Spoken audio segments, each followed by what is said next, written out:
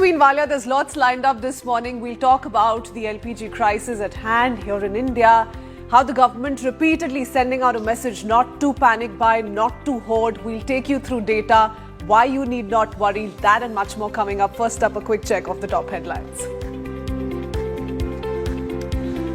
First on the Breakfast Club, we will talk about the concerns of common man. Amid rising LPG prices and concerns over supply, the government says there's no nationwide shortage of cylinders.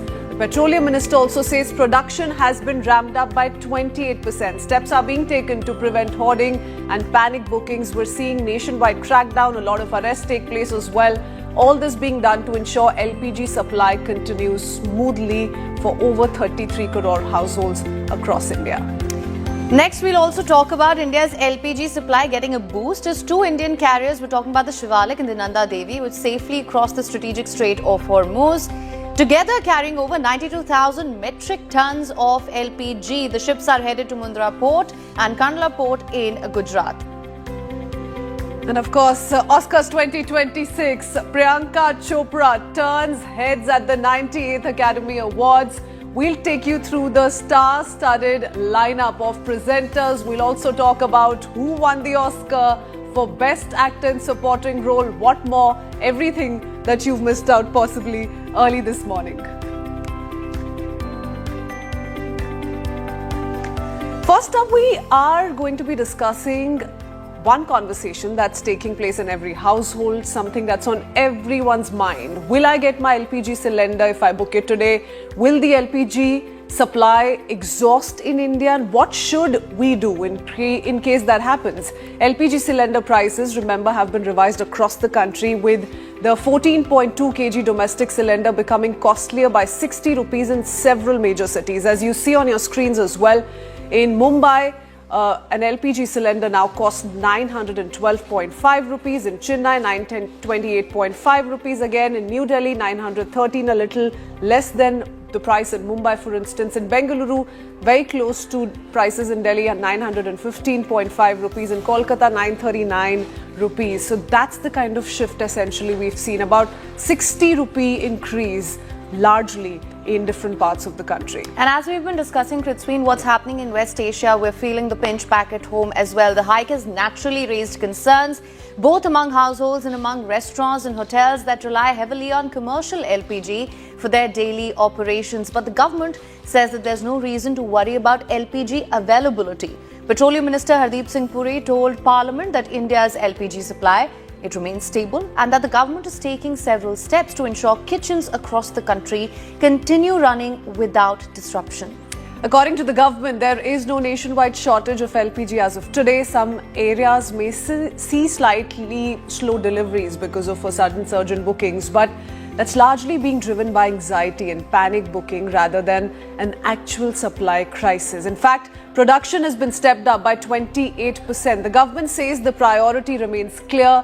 Kitchens of over 33 crore Indian families must not face shortages. To prevent hoarding and diversion, new safeguards are being introduced. The booking gap, for instance, between cylinders has been increased. 25 days in urban areas, 45 days in rural regions.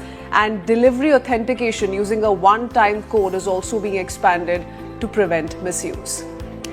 At the same time, the government is activating alternate fuel options to reduce the pressure on LPG demand. But beyond the government's reassurances, the larger message for consumers is simple. Avoid panic buying. When people rush to book multiple cylinders or stockpile fuel, it can create this artificial shortage even when supplies are adequate. We're being joined by Sriram Monga, co-founder of SRRD. Thank you so much for joining us on the broadcast. Very good morning to you, of course.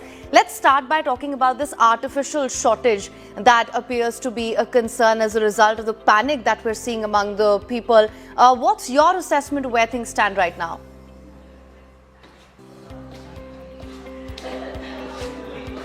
So I think you're on mute. If you could please unmute yourself. Good morning. A 21-mile waterway would decide what's going to get cooked in India tonight and what doesn't.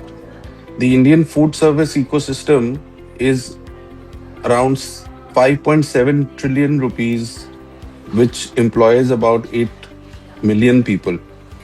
and it is right now in a state of crisis, as there has been news from major parts of the country that the LPG supply is currently disrupted.